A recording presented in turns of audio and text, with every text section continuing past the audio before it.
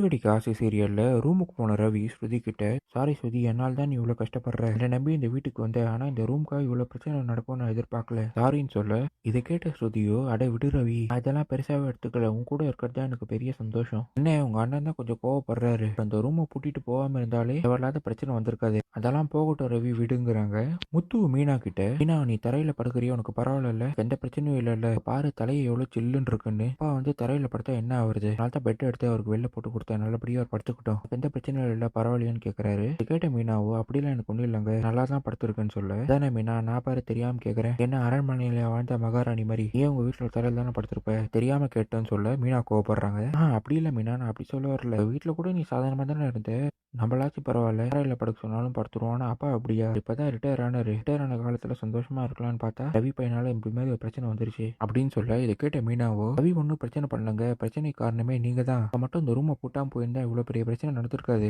நம்ம கிட்ட என்ன சொன்னாங்க, ஒரு 2 நாள் பொறுத்துக்கோங்க தானே சொன்னாங்க, 2 நாள் நம்ம அட்ஜஸ்ட் பண்ணி இருந்தோம்னா உள்ளே வேற ஏதாச்சும் வழி பண்ணிருப்பாங்களேன்னு சொல்ல, போ மீனா நீ வேற, 2 நாள் எங்க அம்மா சொல்றது எல்லாம் சும்மா, 2 நாளுங்கிறது 2 வாரம் ஆகும், அதுக்கப்புறம் 2 மாசம் ஆகும், வர முடியாது 2 வருஷம் கூட ஆக்கிடுவாங்க, அது வரைக்கும் நீ இந்த வீட்டு தரையிலையும் நான் அந்த மேல மொட்டை மாடியிலும் படுத்திருக்கணுமா, பாத்ரூம் கூட பப்ளிக்கா கீழே இருக்கிற பாத்ரூம் வந்து யூஸ் பண்ண வேண்டியதா இருக்கு, உங்களுக்கு இதெல்லாம் தேவையா, அதுதான் கல்யாணம் ஆயிடுச்சுல, அதான் அந்த வீட்டுல இருந்தாலும் அங்கேயே போட்டோம், நான் பண்ணது கரெக்ட் தான், நீ ஒண்ணு எனக்கு குத்த சொல்லாத, நாளைக்கு காலையில எனக்கு சவாரி இருக்கு எழுப்பி விட்டுருன்னு சொல்லி படுத்துறாரு. நடு ராத்திரியில ஸ்ருதி ரவியை எழுப்பி, உனக்காக சர்ப்ரைஸ் வச்சிருக்கேன் என் கூட வான்னு சொல்லிட்டு மொட்டை மாடி கூட்டிட்டு போறாங்க. ஸ்ருதி மேல ஒரு டென்ட் அரேஞ்ச் பண்ணி, நம்ம ராத்திரி ஃபுல்லா இந்த டென்ட்ல தான் தங்க போறோம், என்ன ரூமை போட்டுக்கிட்டு சாவி எடுத்துட்டு போயிட்டாரு, நான் அப்பவே முடிவு பண்ணிட்டேன், இன்னைக்கு டென்ட் வாங்கி மேல தான் தங்குவோன்னு, இதாக தான் நான் எல்லாத்தையும் அரேஞ்ச் பண்ணி வச்சேன், இருந்தாலும் பரவாயில்ல நம்ம வந்துட்டோம்ல, வா போய் தூங்கலான்னு ஜாலியா பேசிட்டு டென்ட்டுக்குள்ளே படுத்து தூங்கிடுறாங்க. அடுத்த நாள் காலையில எக்ஸசைஸ் செய்யறேன்னு மனோஜ் மொட்டை மாடிக்கு போயிட்டு அங்க போட்டு இந்த டென்ட்டை பார்த்து, போன திருட வீட்டுக்குள்ள புந்துட்டான் போல, இப்பெல்லாம் டென்ட் போட்டு கொள்ளையடிக்க பிளான் பண்றானா, இந்த விஷயத்தை வீட்டுல போய் சொல்லணும்னு கீழே வந்து வீட்டு ஆளுங்கிட்ட திருட மேல டென்ட் போட்டு தங்கியிருக்கான்னு சொல்றாரு. மனோஜ் சொன்னதை கேட்டு வீட்டு ஆளுங்க எல்லாருமே